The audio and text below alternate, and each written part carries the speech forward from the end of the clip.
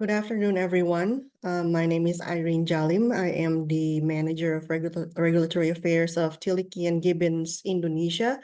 And today I will be presenting on the changes in nutrition labeling in Indonesia. And I will share my screen now. Okay.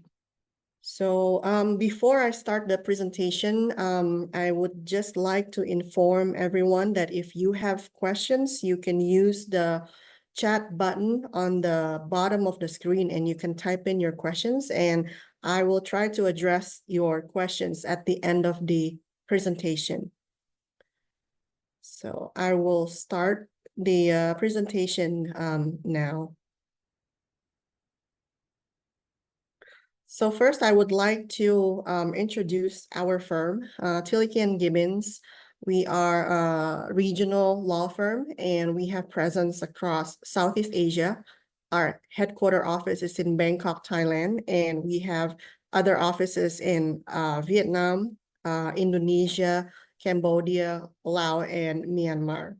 And we are a full-service law firm. We have services in corporate and commercial, dispute resolution and litigation, and intellectual property. Except for our Indonesia office, we are an IP boutique, so our service is limited to IP filing and prosecution for patent, trademark, design, copyright, as well as regulatory affairs.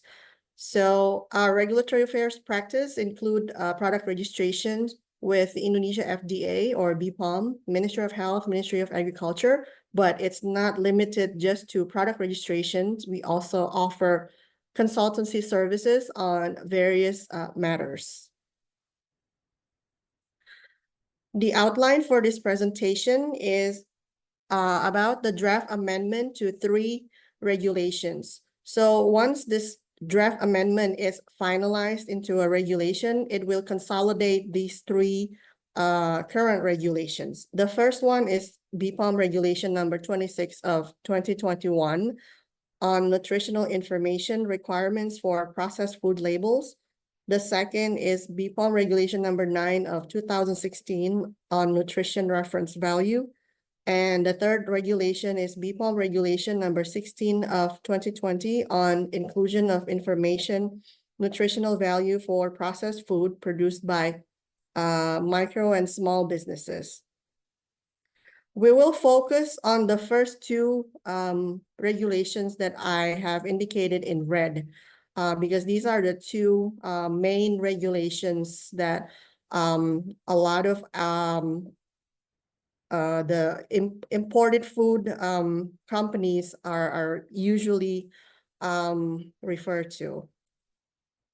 The purpose of regulation is the first to enhance public awareness of nutritional values in processed food, align labeling requirements with scientific and technological advancements, standardize information to ensure consumer safety and informed choices. The first topic of this presentation is regarding nutrition information. Nutrition information is presented in the form of nutrition table. Nutrition table consists of serving size, number of servings per package, type of nutrient and non-nutrient, amount of nutrient and non-nutrient, percent of NRV or percent AKG as described in the Indonesian term, and a footnote that says percent AKG is based on 2,150 kilocalorie energy requirement. Your energy requirement may be higher or lower. So this nutrition table content doesn't change with the amendment, but there are lots of details of each of these information that will be revised with the amendment. And the first one is about serving size. So with the amendment, the provision regarding processed food with the same type and variant, including flavor, composition, trademark, and label design, produced by the same manufacturer must have the same serving size. This provision has been deleted. This provision means that different serving size may share the same registration number, which is usually a BPOM ML number. This provision is actually in line with BPOM regulation number 23 of 2023 on food registration, wherein Article 7 states that registration is submitted for each processed food as referred to in Article 3, including for processed food that has differences in the type of food, the type of packaging, composition, name and or address of production facilities, name and address of production facilities in Indonesia or abroad, name and address of importer and or label design. So in this provision, it is not stated that different serving size must have different registration number. So the amendment will incorporate this change.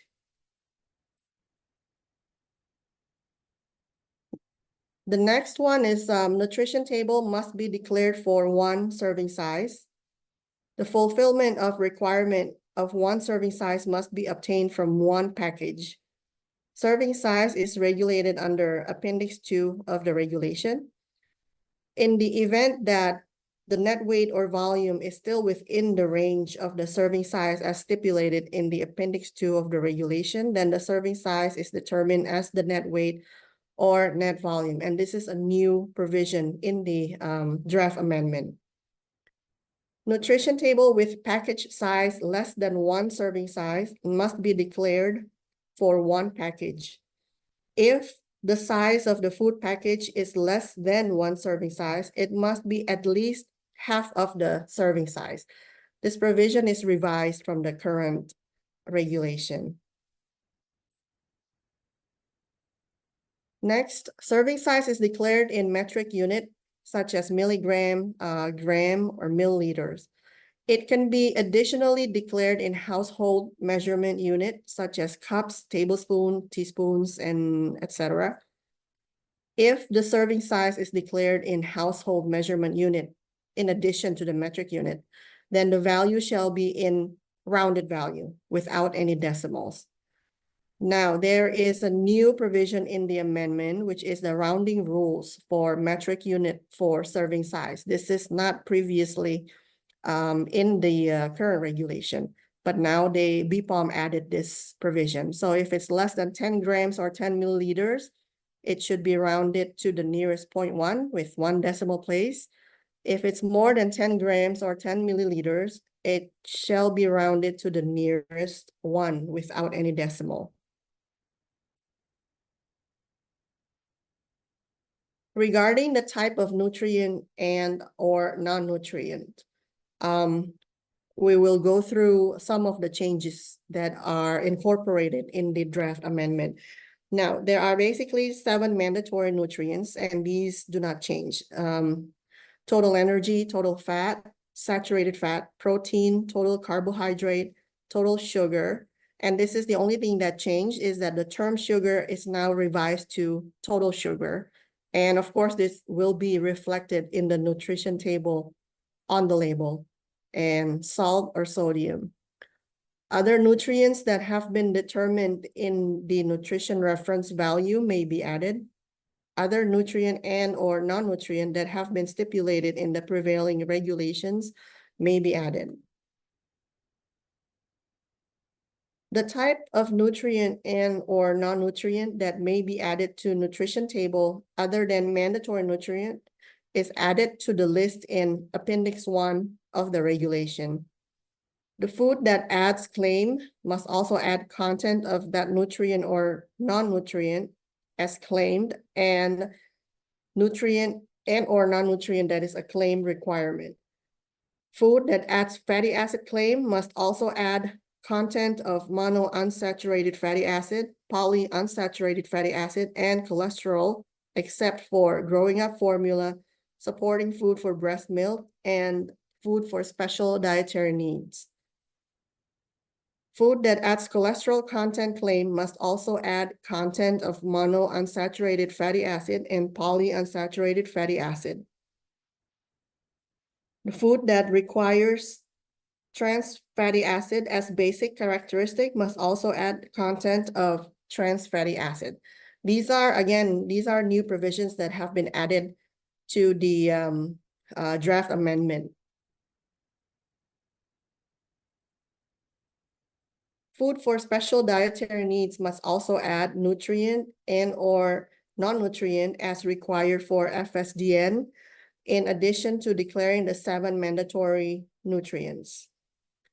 Infant formula, follow-on formula, growing up formula, supporting food for breast milk, and food for special medical purposes are exempted from declaring the 7 mandatory nutrients on nutrition table. Fortified food must add nutrients that are required to be fortified, and fortified food are exempted from declaring the 7 mandatory nutrients on the nutrition table.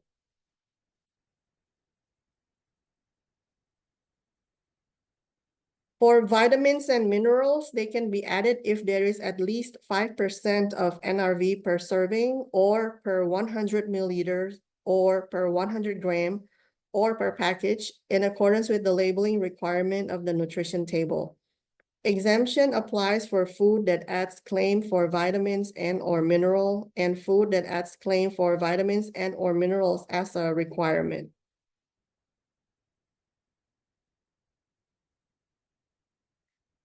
Now we move on to the amount of the nutrient and non-nutrient that shall be declared on the nutrition table.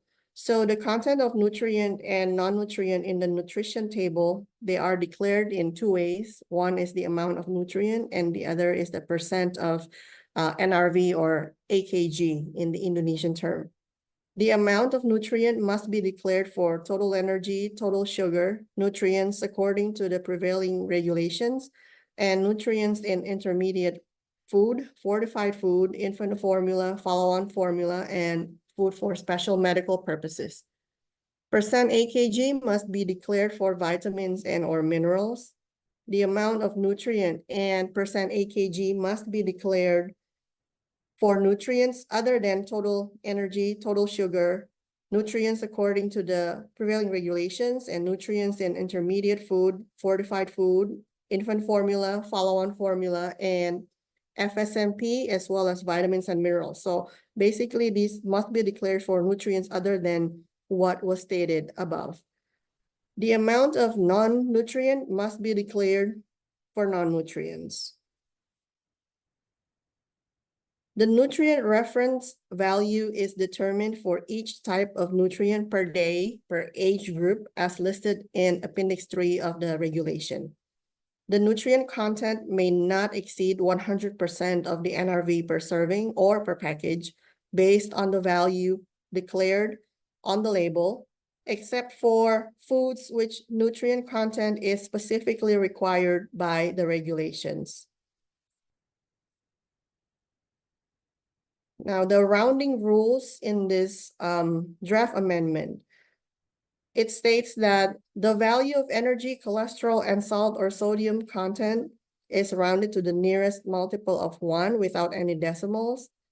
The value of nutrient content other than energy, cholesterol, and salt or sodium is rounded to the nearest 0.1 in 1 decimal. The value of non-nutrient content is rounded to the nearest 0.1 with 1 decimal. And in the case of food for special dietary needs, the value of nutrient and non-nutrient content shall be in accordance with the requirements for the FSDN as regulated in the prevailing regulations. So as most of us may know that for FSDN, BPOM has a set of specific regulations applicable for FSDN. So they may not be in the same requirements as the regulations for general food. Now, the nutrient reference values in this draft amendments, they have been amended from the values in BPOM regulation number 9 of 2016, but there has been a draft amendment regulation issued in 2022 for the BPOM regulation number 9 of 2016. But because of the current draft amendment that we are discussing right now, so this 2022 draft amendment is no longer valid. And the values have been revised since the draft amendment regulation was issued in 2022. So we can no longer refer to that draft amendment in 2022 for the nutrient reference values. Until this draft amendment is issued, then the ones that are applicable are still the BPOM regulation number 9 of 2016. And I will show the values on the next couple of slides, and the red colored cells indicate the change from the values in BPOM regulation number 9 of 2016. I only highlighted the values for general public because these are the most commonly used values of reference. So the general public is highlighted in yellow. But the ones that have been indicated in red, that means that has been changed from the current regulation. So as we can see, the nutrient reference value is changed for total fat. I believe it is reduced from 67, now it's lower, 63 grams per day. Cholesterol, alpha linoleic acid, and then vitamin B1 and B2, these are also less than the current one. I believe the current ones are 1.4 and 1.6 respectively. Vitamin B12, this is actually increased from 2.4 micrograms per day. And then for magnesium, sodium, and potassium have also been changed. Copper as well. Chromium, iron, zinc, and chlorine. Chlorine is newly added to the amendment. In the 2016 regulation, chlorine is not listed as a nutrient. Now we move on to the format of the nutrition table. The format is still the same. There are vertical and horizontal format. And for the horizontal format, there is a tabular and linear version of the format. And in this draft amendment, BPOM has added the format in 2 versions for per serving and per package. So I will show the formats in the next slides. Now this is the vertical format. This is for per serving, which means that you will indicate the serving size and the number of servings per package. It's on the top of the table. This is in Indonesian, as I extracted from the draft regulation, and it still has the watermark on the image. Now, this is the per package format. As you can see that because the number of serving is only 1 and the serving size is 1, so it is not required to declare serving size and number of serving on the nutrition table. So this will be the nutrition table for per package if your serving size is only 1. Next is the horizontal format, tabular version. Again, we have per serving, which requires information on serving size and number of servings, and per package, which does not require information on serving size and number of servings. And then we have the linear version of the horizontal format, again, in per serving and per package. Again, this is addition to the current regulation on the formats of the nutrition table. Previously, BPOM did not include the per package format of the nutrition table. Next, we will discuss on tolerance level of the results in the certificate of analysis, commonly referred to as a COA. This is very important because in this draft amendment, according to Article 20, the lower limit tolerance for the results of the analysis of total energy, total fat, total sugar, salt, or sodium, saturated fat, cholesterol, and trans fat is now deleted. It's shown on point C and D below. So this from point A to E is the current provisions in the current regulations. But now in the draft amendment, C and D have been deleted. Now let's look at what C and D states in the current regulation that are no longer in the draft amendment.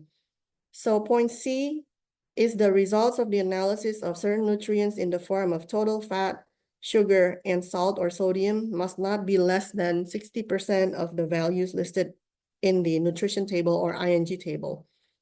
And point D is the results of the analysis of certain nutrients in the form of saturated fat and cholesterol must not be less than 40% of the values listed in the ING table. So these lower limit tolerance have been eliminated by BPOM.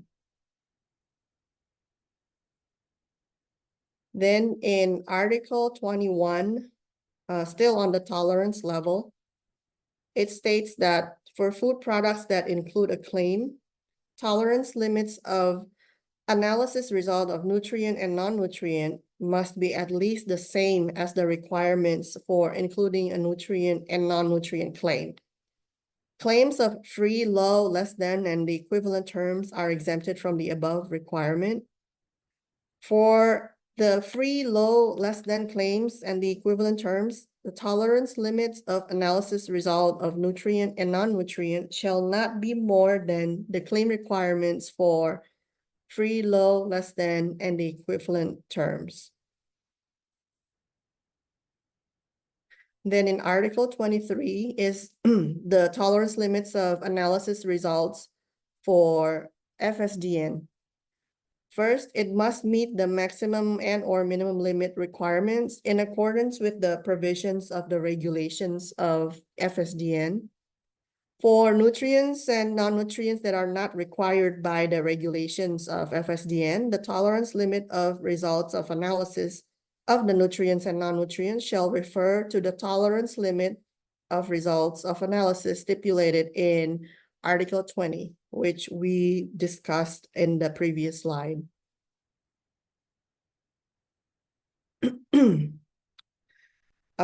Now we're gonna talk about the topic on FOP. It's the nutrition value information on front label, or FOP-NL.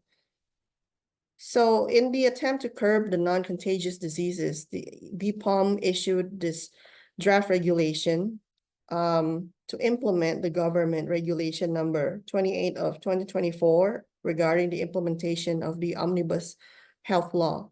So BPOM proposed it to include Nutri-Level labeling on the front of pack nutrition labeling, or FOP-NL, to indicate the food level based on the content of sugar, salt, and fat. Food level, as shown by the Nutri-Level labeling, is classified into 4 categories. Level A is a combination of letter A and dark green color. Level B is a combination of letter B and light green color. Level C is a combination of letter C and yellow color, and level D is a combination of letter D and red color. These are the requirements for sugar, salt, and fat per 100 milliliters of ready-to-consume products. So for each category, it's a specific range of values. Now, in the draft regulation, it's not specifically stipulated what if the values for each of these nutrient, sugar, salt, and fat, they fall into different categories. So not all 3 fall under A, for example, and not all 3 fall under C. So it has not been stipulated in the draft regulation, but my personal view is that BPOM would probably consider the highest risk of the category.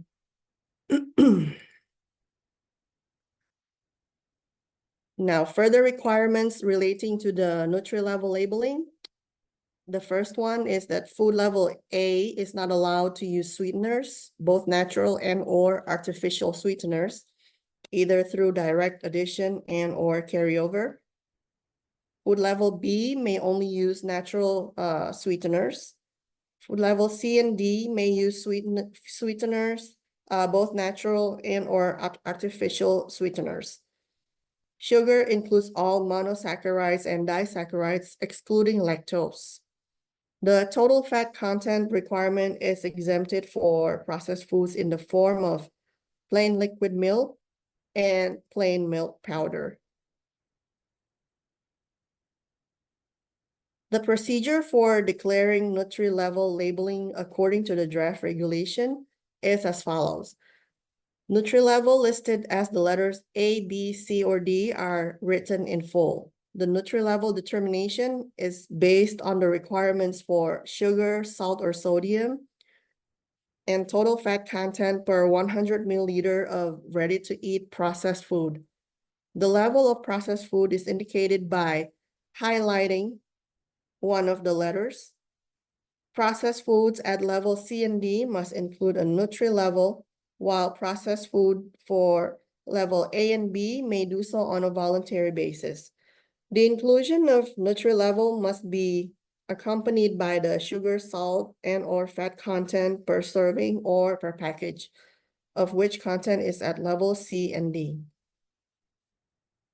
The Nutri-Level labeling is depicted below for each food level in both full and simplified formats. The full format, again, it has two options, horizontal or vertical. And the way that you indicate which level of Nutri-Level you are for the food product is that you kind of protrude that letter that to indicate that you are in that category. This is the simplified format. It only applies to small packages of less than or equal to 30 square centimeters. So the simplified format allows you to only display the category of the Nutri-Level. And for B, C, and D, as you can see, it requires additional information. It's the amount per serving, or per sajis in the Indonesian language.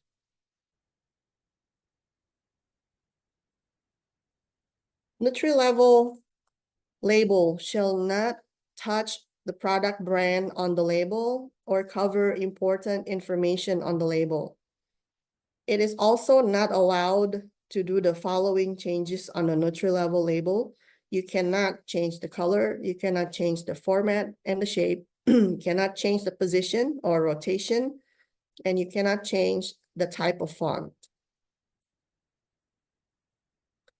Some additional provisions regarding the front of pack nutrition labeling related to the Nutri-Level is that the first one, gradual implementation on food types. Implementation at the initial stage is for ready-to-drink beverage, including liquid concentrates as well as powdered drink.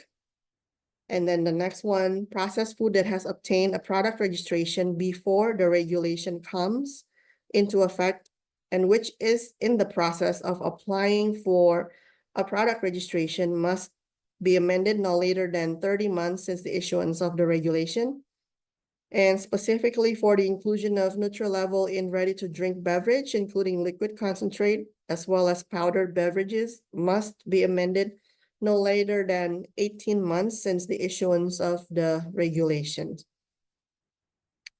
And then the draft amendment also states that healthier choice logo can be added to food products that display Nutri-Level labeling. These are the two versions of the healthier choice logo for informational purposes. Okay, I think that will conclude my presentation. for today. So thank you very much for attending. If you have additional questions, feel free to send us an email. You can always, send us inquiries by email after this presentation, of course. So thank you very much, everyone, for attending. Goodbye.